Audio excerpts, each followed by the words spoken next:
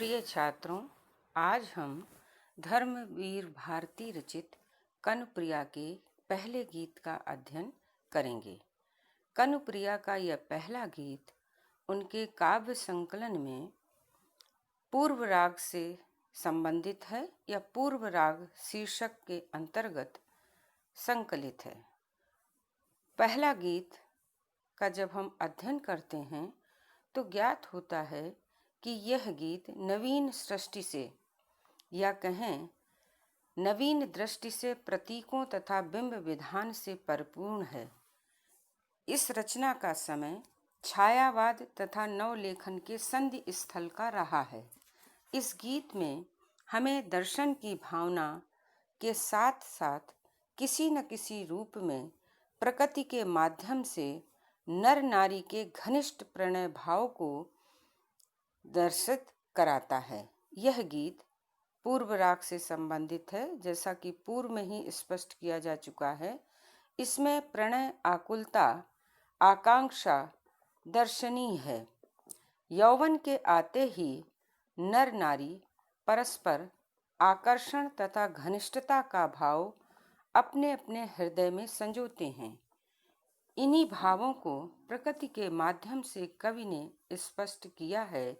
यह गीत संबोधनात्मक शैली से प्रारंभ होता है। प्रारंभ में प्रकृति तथा राधा एक दूसरे से पदाघात की अपेक्षा करते हैं।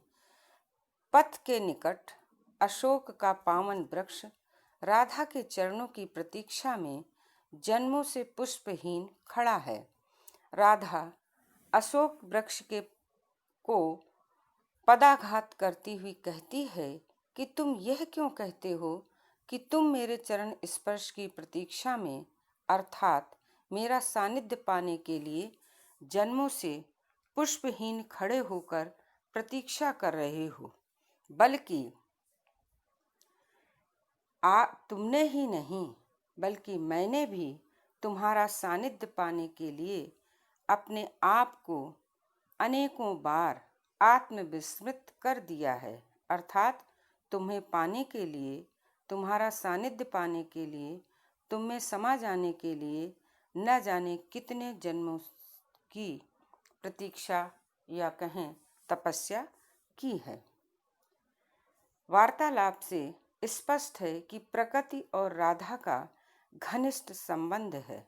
आगे राधा कहती हैं कि फिर भी तुम्हें याद नहीं आया तब तुमको मेरे इन जावत रचित पैरों का। अर्थात राधा कहती हैं कि मैंने तुम्हें पाने के लिए स्वयं को अनेकों बार धूल में नष्ट किया है, पृथ्वी में समाकर जड़ों के सहारे तुम्हारे शरीर में प्रविष्ट हुई हूँ, और फिर जब तुम्हारा सानिध्य मुझे प्राप्त हो गया तब मैं कलियां बन, कोपल बन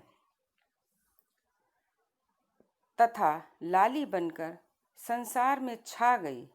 यहाँ अब दोनों को प्रतीक्षा है कि बसंत रूपी यौवन के आने की, जब वे पूर्ण रूप से अर्थात शारीरिक तथा मानसिक रूप से संतुष्ट होकर नवीन विकास करेंगे।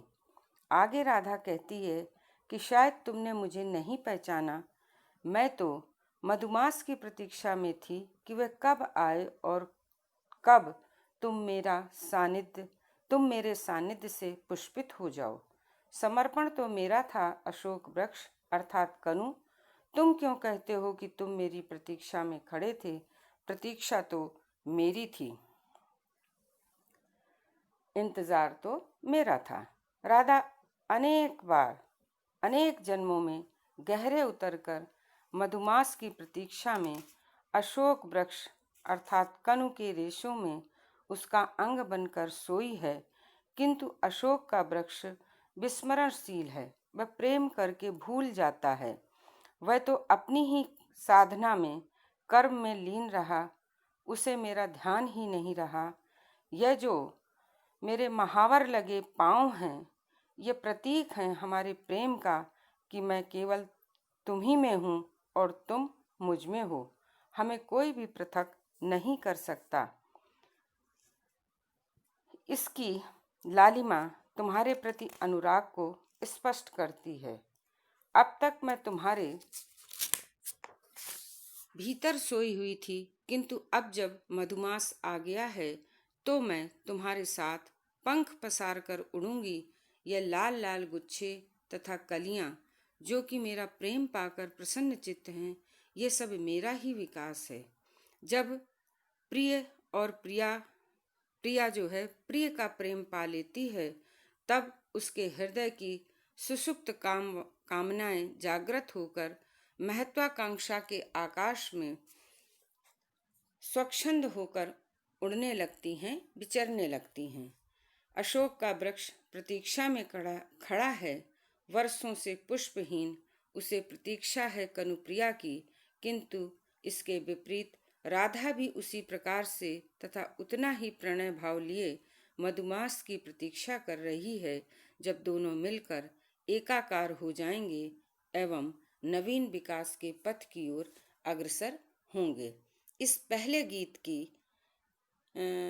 बात करने के पश्चात हम कह सकते हैं कि कनुप्रिया के इस पहले गीत में भाव और कला पक्ष की कुछ विशेषताएं दिखाई देती हैं, जैसा कि धूल में मिलना प्रिय की आत्मविस्मरण की भावना से संकेत होता है, प्रिया का पूर्ण समर्पण भाव। दूसरा, धूल में मिलना मुहावरे का प्रयोग करके कवि ने अपनी भाषा को प्रवाहमय बना दिया है। प्रस्तुत गीत में दार्शनिकता का पुट है, जिसमें जन्म मृत्यु के शाश्वत क्रम की ओर संकेत किया गया है। अगली विशेषता के रूप में हम कह सकते हैं कि सृष्टि की पूर्णता के हेतु या कहें सृष्टि के संपूर्ण विकास के लिए नर नारी का संयोग होना या नर नारी का एकाकार होना अत्यंत आवश्यक है। बिंब एवं प्रतीक, अशोक का वृक्ष कनु के प्रिय कृष्ण का प्रतीक है। जावक रचित पाँव अर्थात महावर लगे पाँव स्त्री के सफल दाम्पत्य का प्रतीक हैं, और महावर का रंग उसके प्रणय भाव को भी संकेतित करता है। राधा कृष्ण के माध्यम से कवि ने पौराणिक आख्यान को एक नवीन प्रसंग से या प्रासंगिकता से जोड़ दिया है। राधा का प्रत्युत्तर राधा के आत्मसम्मान एवं स्वाभिमान को भी स्पष्ट करता है।